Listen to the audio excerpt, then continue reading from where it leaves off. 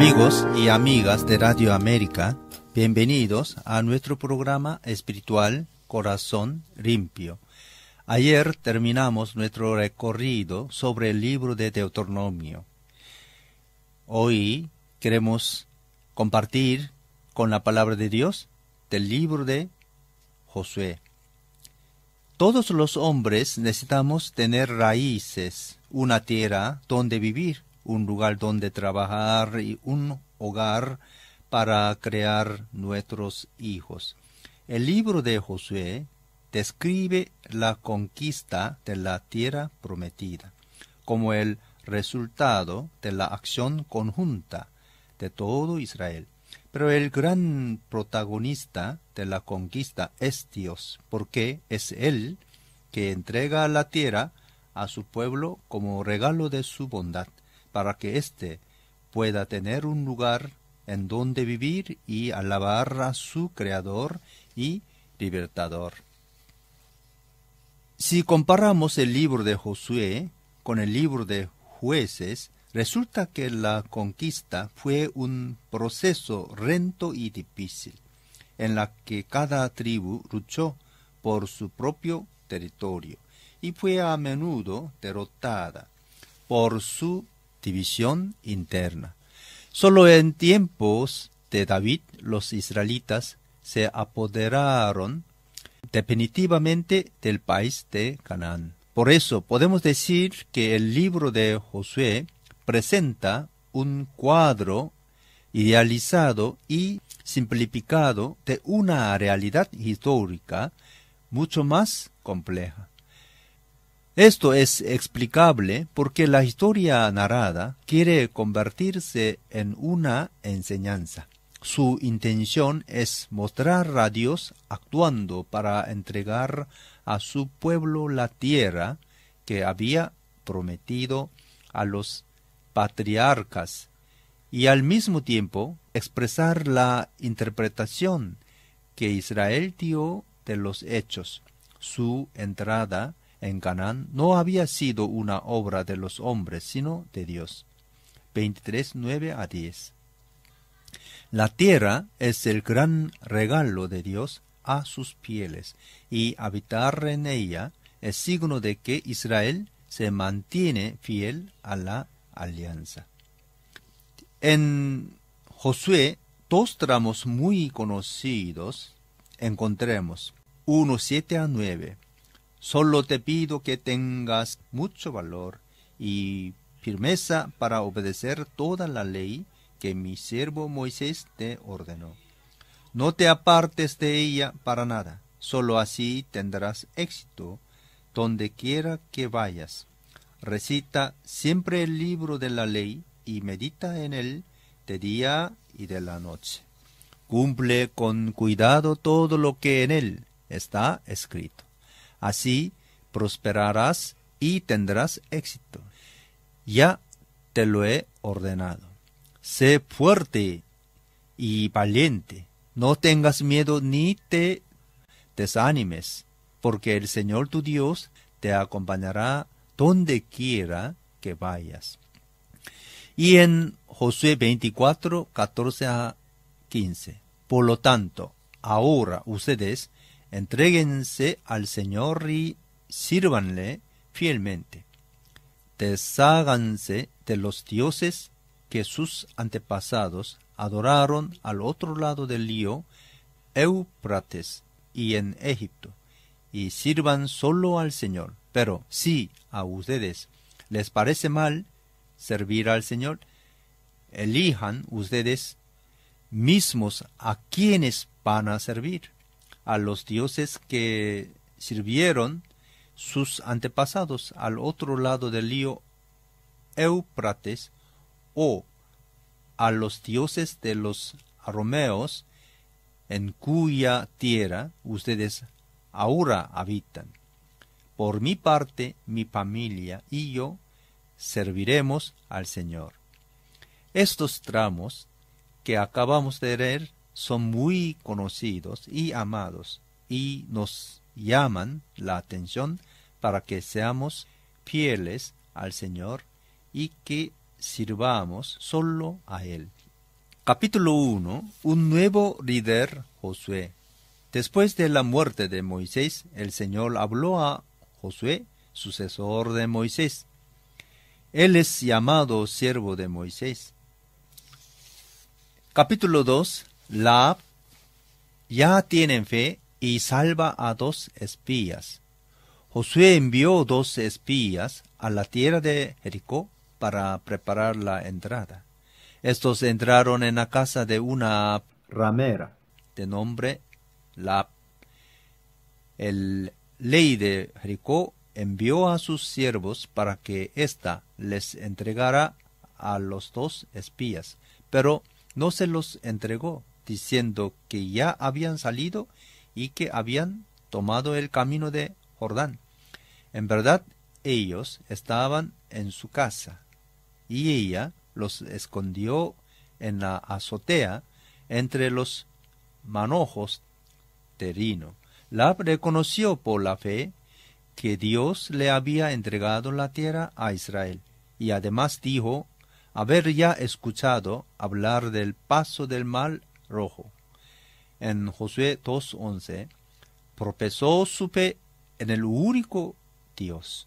Por eso estamos todos tan amedrentados y descorazonados frente a ustedes.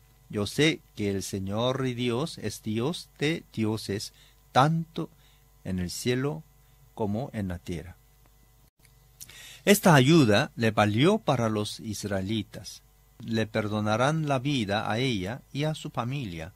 Cuando ellos conquistaron la tierra, la señal era que ella pusiera en su ventana una cuerda de color escarlata. Ella bajó a los 2 espías por el muro de la ciudad para que ellos pudiesen huir a salvo. Rahab, por haber creído, se salvó a sí mismo y a su familia. Dios ama a todos y a todos quiere salvar. Solo hay que poner la confianza en Él. Rahab, como sabemos por la escritura, trabaja como ramera. Y normalmente las rameras, debido a su trabajo y tipo de vida, no tenían buena relación con su familia y parentela. Aún más si pensamos en la mentalidad del tiempo, donde una mujer como esta era tenida como impura y por eso apartada de la vida social. No es por casualidad que ella vivía cerca de las murallas de la ciudad, lejos del centro y de los ojos de los bien pensadores. Pero en caso de Rahab, ella tenía una buena relación con su familia, tanto que durante la conquista de la tierra por mano de los israelitas, la familia aceptó cobijarse en su casa, quizá por una cuestión económica o por salvar su vida en aquel momento. Capítulo 3. El cruce el Jordán. En el capítulo 3 vemos a Josué que actúa como jefe del ejército, preparando a los suyos para entrar en la tierra. Quizá Josué también le tenía miedo a la pelea que debía enfrentar, pero él tenía la escritura que iluminaba sus pasos y por eso sabía lo que debía hacer para agradecerle a Dios y para que todo pudiera tener un fin positivo. Lo más importante era obedecerle a Dios. Esto vale también para los guías espirituales de hoy. Estos tienen la palabra de Dios que los guía y a la cual deben obedecer para poder construir sobre la roca y no sobre la arena. Capítulo 4. Las piedras conmemorativas. Capítulo 5. Purificación y encuentro con el príncipe del ejército del Señor. En Gilgal, Josué circuncidó a todos los varones adultos, y esta fue la razón, como leemos en Josué 5:4-5. Esta es la causa por la cual Josué los circuncidó. Todo el pueblo que había salido de Egipto, los varones, todos los hombres de guerra, habían muerto en el desierto por el camino después que salieron de Egipto, pues todos los del pueblo que habían salido estaban circuncidados. Mas todo el pueblo que había nacido en el desierto por el camino después que hubieron salido de Egipto no estaba circuncidado. Luego, después de la circuncisión, celebraron la Pascua. Josué, encuentro con el príncipe del ejército del Señor. Después de la celebración de la Pascua y antes de la conquista de la tierra, Josué se encontró con un ángel que dijo que era el jefe del ejército del Señor. Estando Josué cerca del Jericó, alzó sus ojos y vio un varón que estaba delante de él, el cual tenía una espada desenvainada en su mano.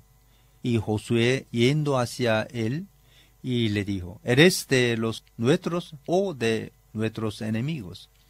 Él respondió: No, mas como príncipe del ejército del Señor he venido ahora. Entonces Josué, postrándose sobre su rostro en tierra, le adoró y le dijo: ¿Qué dice mi señor a mi siervo? Y el príncipe del ejército del Señor respondió a Josué: Quita el calzado de tus pies, porque el lugar donde estás es santo. Y Josué así lo hizo.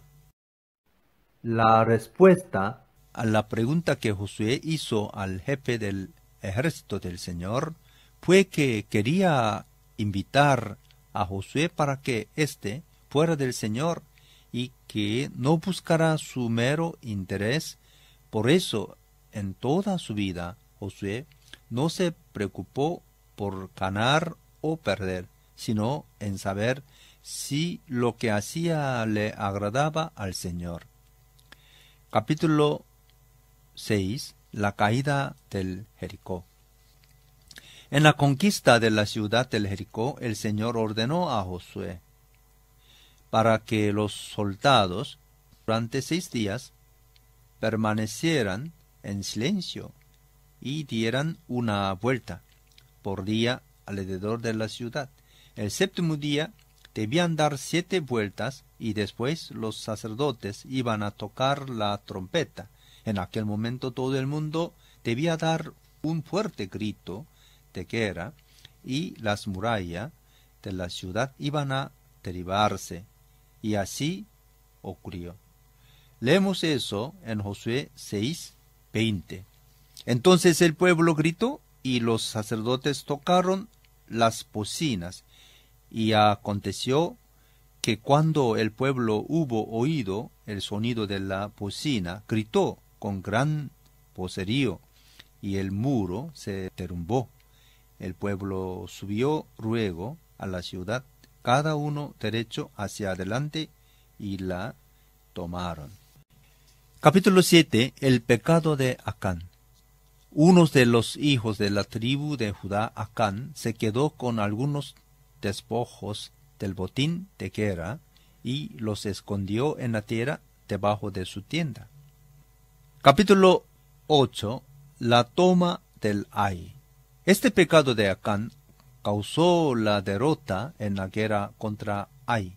Después del juicio encabezado por Josué, tomaron a Acán y todo lo que habían robado y lo apedrearon. Eso, dice el texto, permitió la victoria contra Ai. Capítulo 8:30 a 35. Lectura de la ley en el monte Ebal. Leemos Josué 8:30 a 35. Josué, como siervo obediente, hizo todo lo que Moisés había mandado antes de su muerte. En los versículos 34 a 35 leemos: Después de esto, leyó todas las palabras de la ley, las bendiciones y las maldiciones. conforme a todo lo que está escrito en el libro de la ley. No hubo palabra alguna de todo cuanto mandó Moisés, que Josué no hiciese leer delante de toda la congregación de Israel, y de las mujeres, de los niños y de los extranjeros que moraban entre ellos. Capítulo 9. La astucia de los Gabaonitas y la alianza con Israel.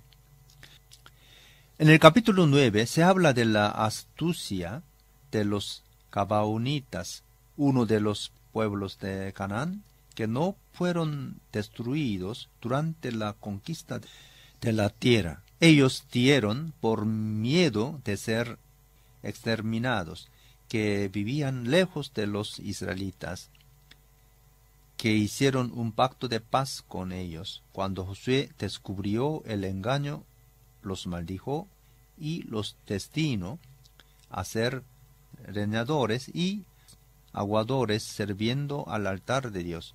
Los Gabaonitas aceptaron y tuvieron salvada la vida. Capítulo 10. Josué derrota a los 5 reyes del sur. En el capítulo 10 encontramos la guerra que 5 reyes amorritas trabaron contra los Gabaonitas. Josué intervino en favor de estos últimos y derrotó a los 5 reyes.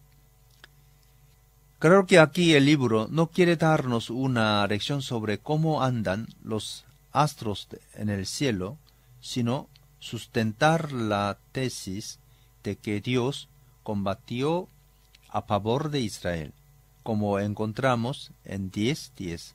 Y Señor los llenó de consternación delante de Israel y los hirió con gran mortandad en Gabaón, y los siguió por el camino que sube a Bet-Horón, y los hirió hasta Azeca y Maceda. Un padre, aunque su hijo le pregunte algo equivocado, siempre lo atiende e intenta animarlo. Josué pensaba que él era el sol que se movía, pero Dios en este momento escuchó a Josué y le respondió de una manera que él pudiera entender. En Josué 10:14 dice que nunca antes ni después ha habido un día como aquel.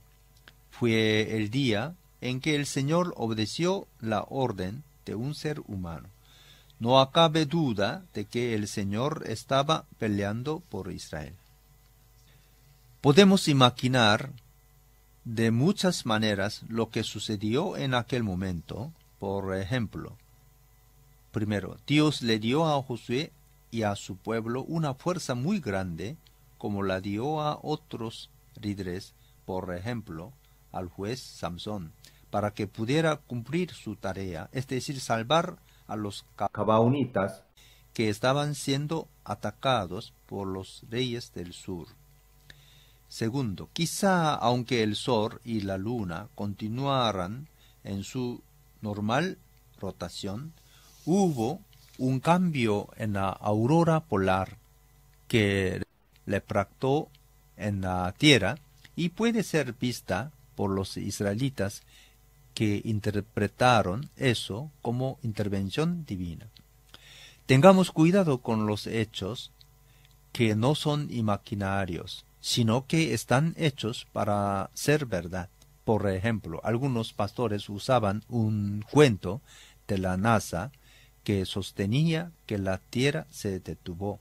Esto es claramente una equivocación, pero la intención de los pastores explica cómo Dios actúa.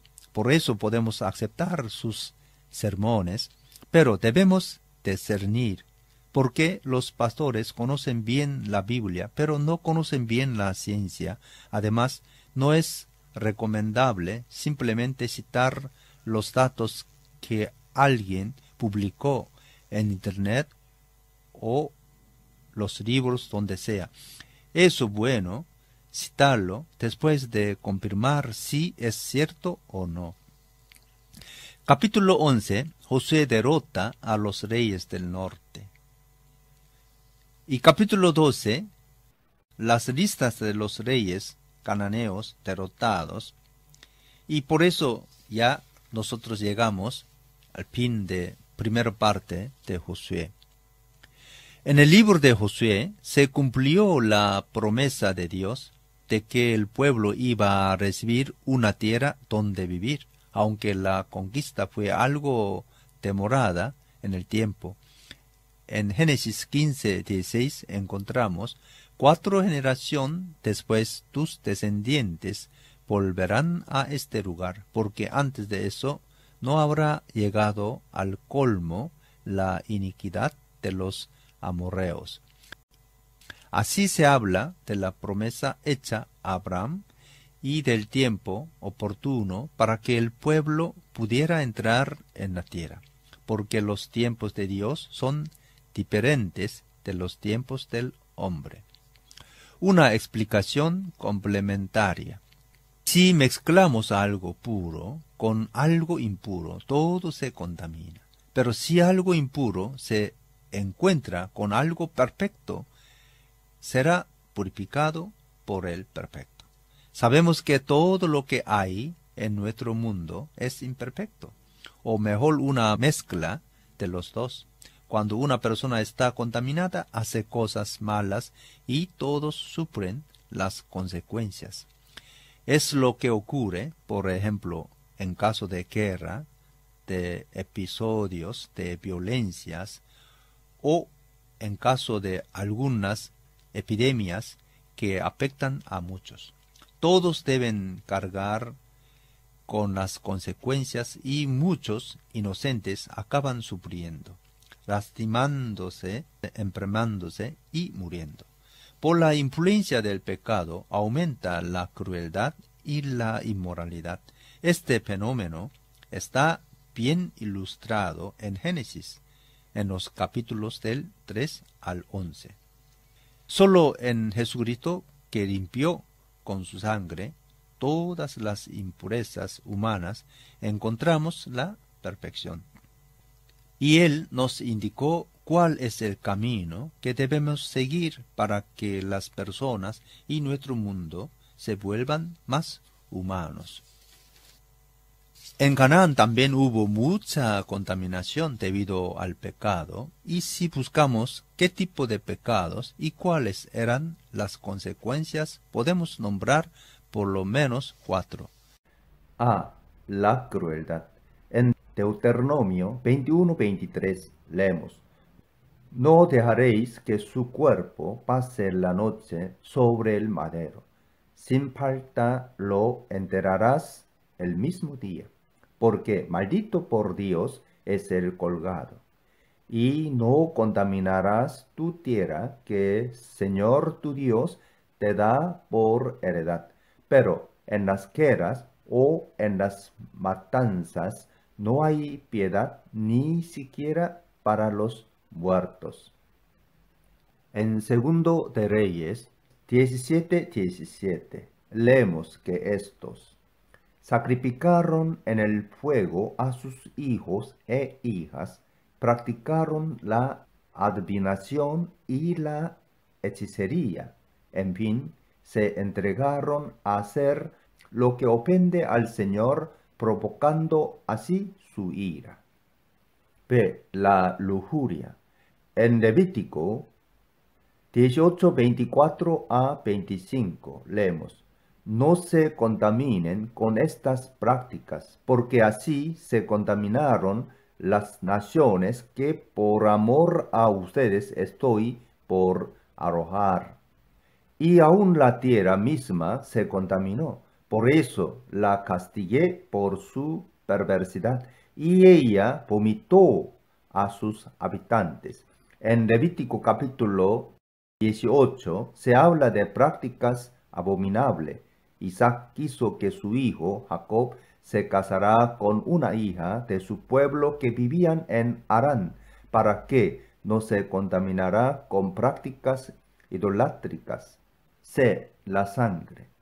En Jeremías 16:18 leemos, primero les pagaré el doble por su iniquidad y su pecado, porque con los cadáveres de sus ídolos detestables han profanado mi tierra y han llenado mi herencia con sus abominaciones. En Ezequiel 36:18 a 19 encontramos, ora eso, por haber derramado tanta sangre sobre la tierra y por haberla contaminado con sus ídolos.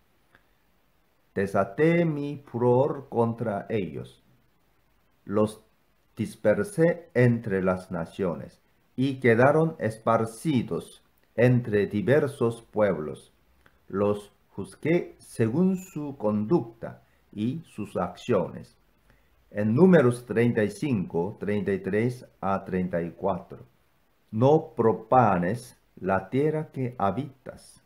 El derramamiento de sangre contamina la tierra, y solo con la sangre de aquel que la derramó es posible hacer expiación en favor de la tierra. No profanes la tierra donde vives, y donde yo también vivo, porque yo, el Señor, habito entre los israelitas. La sangre llama sangre y la violencia se nutre de violencia, en una espiral sin fin. Hay que romper esta espiral con el perdón. De la idolatría. En Números 25:1 a 3a leemos que mientras los israelitas acampaban en Sitín, comenzaron a prostituirse con las mujeres moabitas, las cuales los invitaban a participar en los sacrificios a sus dioses. Los israelitas comían delante de esos dioses y se inclinaban a adorarlos. Esto los llevó a unirse al culto de Baal Peor. Aquí miramos en Éxodos 34:11 a 17 sobre la advertencia contra la idolatría de Canaán. En Éxodos 34:11 a 17 encontramos, por lo que a ti toca, cumple con lo que hoy te mando. Echaré de tu presencia a los amorreos, cananeos, hititas, pereceos, heveos y jebuseos. Ten mucho cuidado de no hacer ningún pacto con los habitantes de la tierra que vas a ocupar, pues de lo contrario serán para ti una trampa. Derriba sus altares y haz pedazos sus piedras sagradas y sus imágenes de la diosa Acera. No adores a otros dioses, porque el Señor es muy celoso. Su nombre es Dios celoso. No hagas ningún pacto con los habitantes de esta tierra, porque se prostituyen por ir tras sus dioses, y cuando les ofrezcan sacrificios a esos dioses, te invitarán a practicar de ellos. Y si casas a tus hijos con una de sus mujeres, cuando ella se prostituya por ir tras sus dioses, inducirá a tu hijo a hacer lo mismo. No te hagas ídolos de metal fundido. La religión cananea, el dios Baal y la diosa Acera eran los dioses de la fertilidad. El culto a estos dioses legalizaba la fornicación para que estos dioses pudieran bendecir la producción agrícola y la fertilidad de los rebaños. Queremos terminar nuestra meditación con las palabras de Deuteronomio 29:29. Lo secreto le pertenece al Señor nuestro Dios, pero lo revelado nos pertenece a nosotros y a nuestros hijos para siempre, para que obedezcamos todas las palabras de esta ley. Estas palabras son una invitación a la humildad, porque nuestra razón y nuestro conocimiento es muy limitado. Por lo tanto, nos equivocamos con facilidad. Solo Dios tiene una visión clara y total de lo que ocurre. Nosotros solo tenemos una visión parcial, incluso cuando leemos la Biblia. Ahora, como decíamos más arriba, Jesús nos reveló el rostro de Dios como Padre amoroso. Por lo tanto, solo en el amor podemos encontrar nuestra verdadera humanidad y realizarnos plenamente, no en la división y peleas, como acostumbramos a hacer, sino más bien en la colaboración y en el trabajo en conjunto, para mostrar la belleza del rostro de Dios, que en su amor cuida de cada uno y no hace diferencias de pueblos. Una vez más les pedimos que dediquen un tiempo de su jornada para quedarse a solas con Dios, para escuchar su palabra y saborear su presencia de Padre amoroso. Como Josué obedeció a la palabra de Dios, meditándola cada día, también nosotros hagamos lo mismo. Amigos y amigas, por ahora paramos aquí. La próxima semana continuaremos con la segunda parte del libro de Josué. Les deseamos una semana llena de amor, luz y paz en el Señor Jesús. Que Dios los bendiga. Hasta luego.